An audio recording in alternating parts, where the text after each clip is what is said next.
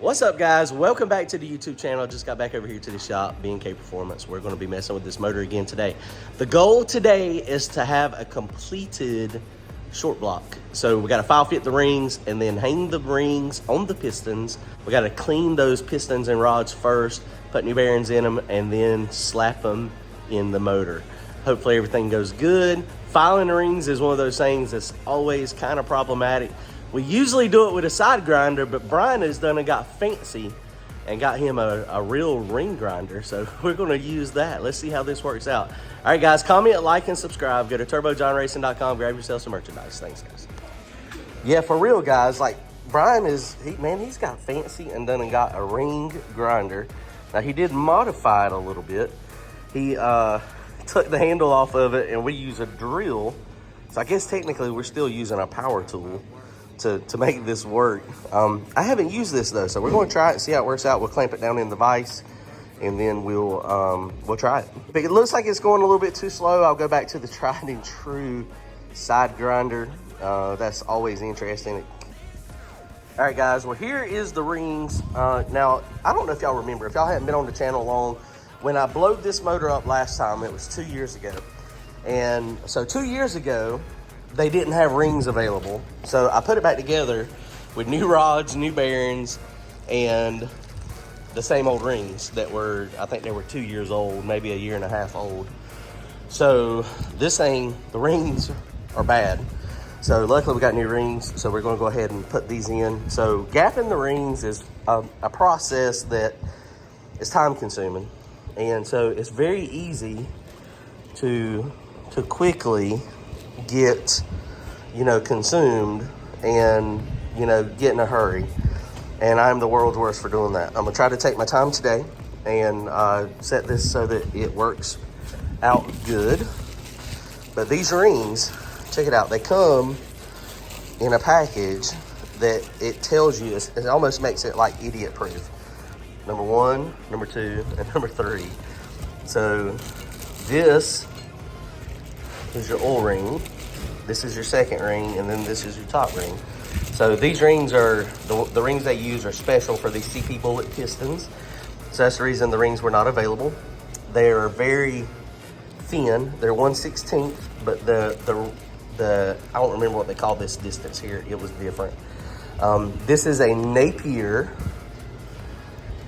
second ring. Side, it has like a lip. And so the lip it's almost like a second oil ring. And so that is very easy to gap. So I'll go through and gap those first, and then we'll go to the top ring. And it actually is marked with the top, but if it's, for some reason you wear them out, see it says top on it, but you can see the bevel. The bevel goes to the top. So this is a hardened ring, so it takes a little bit more time to gap. So let's get to gapping these.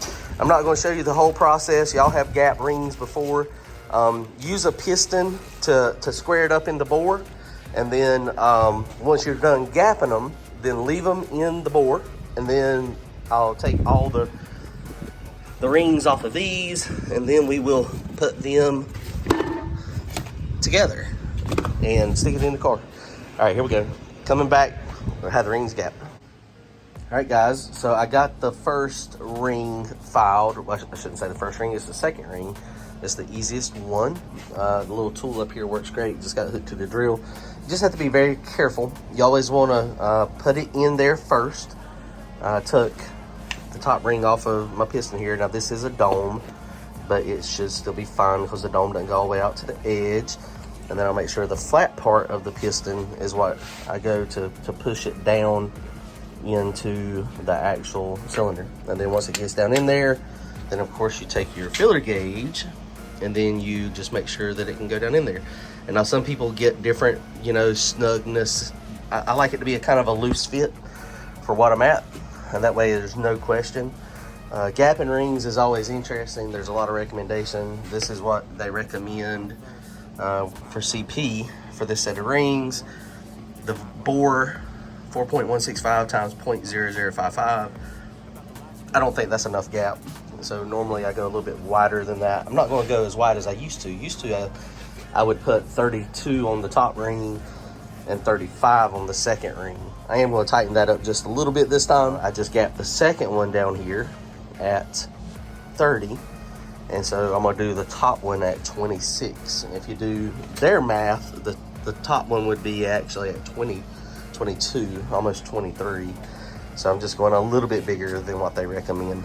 And there are some people that recommend that the second gap be smaller than the top one. But I have always done it like CP, the second ring being just a tad bigger. And the reason why is because, you know, any type of combustion that gets by the top ring, you don't want it to get stuck in between the second ring and the top ring, because that could make some bust the piston, or it could make some ring flutter.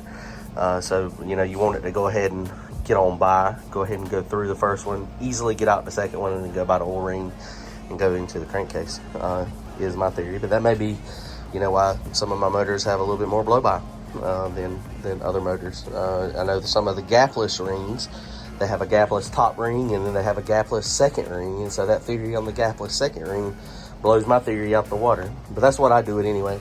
So I'm gonna go ahead and do the second ring now, or the top ring. These are a little harder, like I was saying. So we'll stick it in there and see how it does. And I was gonna show you something else too. My old rings, I pulled the top one off and I could S-shape it just from where it's been so overheated. These things generally are pretty brittle and you can break them, but if they get way overheated, then they kind of lose their spring back, and it causes a problem. You get some ring seal issues. So I'm hoping this motor, being fresh with new rings, new actual cylinders, new bores, hopefully it'll be nice and fresh.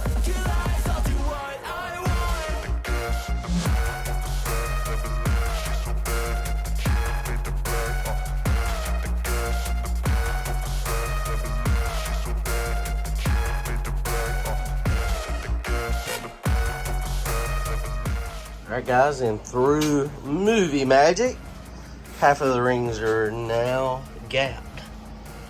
And second rings are kind of pushed down, but now we're at 26 and 30. So there's 4 thousandths difference between the top ones and the second ones. The other thing to think about, guys, you notice I went back and forth a couple times. You don't put a lot of pressure on the ring grinder here. Depending on how much pressure you put on it, depends on how much material it takes off the ring. So you can always keep going back and forth. It takes more time, but you can't put the material back. And so you want to creep up on it. It's very important not to go too far too fast, because if you're trying to get it at 26 and all of a sudden you got the top one at 30, now you got a predicament to where, okay, you might need to open up the second ring a little bit more on that hole. All right, guys, so all the rings are filed, so they're in their respective bores. Remember, small block Chevrolet, and you can look at this for every engine. The cylinder that is the furthest forward is always number 1. So on the small block Chevrolet, number 1 is over here. So you got 1, 3, 5, 7, 2, 4, 6, 8. So I've already cleaned up my rods and pistons. So they're over here. I've already evaluated them. Everything looks fine. See, we've got everything numbered. All the caps are numbered, so they're in order. 1, 3, 5, 7, 2, 4, 6, 8 back there. Now these pistons, you can see some of them have been through several blow-ups. I don't know if that's the one that's really bad. No, that's not the one that's terrible on the bottom. But you see, these are just off-the-shelf CP bullet pistons.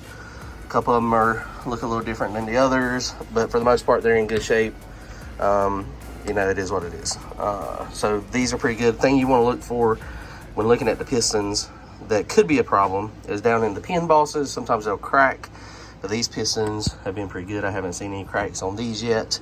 So some of them are fairly old. They're several seasons old now. And this is a piston, Richard Coates. He's the one that actually worked all this out for me. This is an off-the-shelf piston for a 3.75 stroke, but we use a 6200 rod, and of course we're using the MGP rods this time. That's what we had in it for 2 years now, essentially, when we get done with this season. So probably over 300 passes is what the goal is going to be. Hopefully we don't break any of them. That would suck to get this new motor together and break a rod, but you know, that's the chance you take. I mean, ideally I'd be putting rods in it, but being on a budget, you got to do what your budget allows.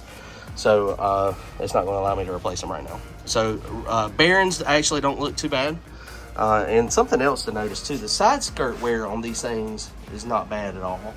And the reason why is because of the rod angle. This thing is such a long rod with such a short stroke, it doesn't get a lot of side load on the piston. So that's a awesome thing. It's one good thing about a long rod motor. So what we're going to do now, I'm going to take the rings off of it, and we're going to shove them in this box, and then we'll keep them for spares in case something happens. Same things with the bearings. Take the bearings out of it and keep them for spares, because most of them are not in bad shape. And then we'll go ahead and put the new rings. What we'll do is one by one, we'll take the ring out of the respective hole, ring it on here, and put bearings on it, and then we'll start the assembly process.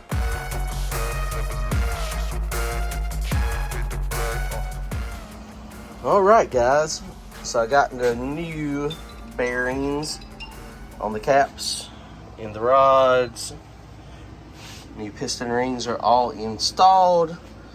So we're ready to get this thing together. So there again, I still got them in order. What is what? That was very simple. So now I'm gonna wipe down this motor real fast. Shouldn't take but a minute. Wipe down the piston walls, clean the crankshaft real good, and just put it together. I don't torque everything individually as I go. I'll put them on there. I still am going to use the Lucas for assembly lube on the bearings, and I'll use WD-40 actually on the bearing for the cylinder walls. That seems to let the piston slide in. You just have to spray it quite a bit to make it slide in the easiest. All right, let's get started.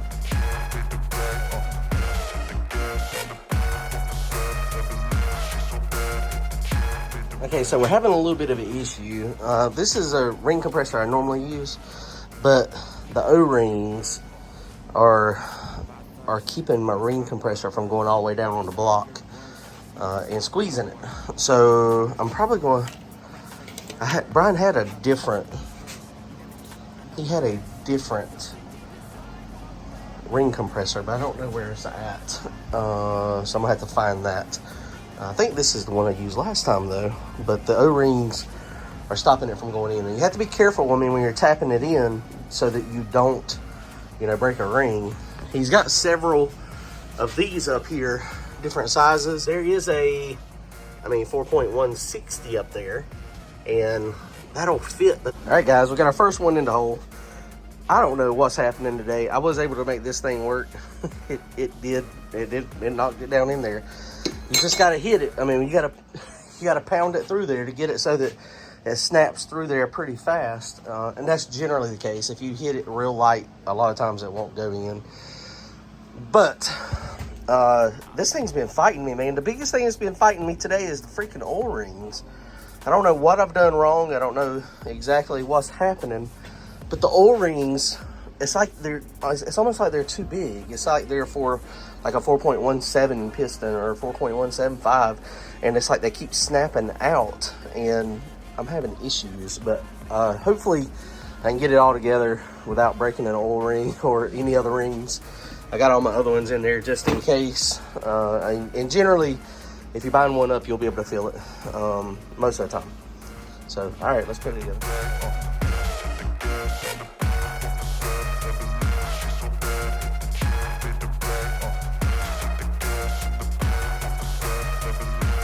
All right, guys, so the time lapse is probably not going to work out today. This is going to be more problematic than what I had thought. So let me show you what's happening. So you can see this is the joint where the middle spacer meets together. I could feel that it was tight and it didn't want to go up and down in the bore very easy. That's why I pulled it back out. And sure enough, when I pulled it out, look what happened. So it 100%, something is happening with this O-ring. And every one of them, when I was putting the O-rings on the pistons, we're doing this. It's almost like the spacer is too big and it wants to to pop out, and the rings, the two rings that are real thin, just don't want to hold it in on the tabs. So I'm gonna keep fighting it, and we'll see what happens here. All right, guys. Well, the bottom end is assembled. The only thing I got left to do is to torque down the rod caps here. I've got them tightened just a little bit, probably about 10 foot-pounds. These are L19 rod bolts, and you have to torque these to 90 foot-pounds according to MGP. So always follow the instructions those guys have. Just making sure it's got good radial clearance. If you ever put one of the caps on backwards, it will bind up and it will not turn the motor over. Everything turns over free. So let's torque this down real fast, and then we'll be pretty much done for the day.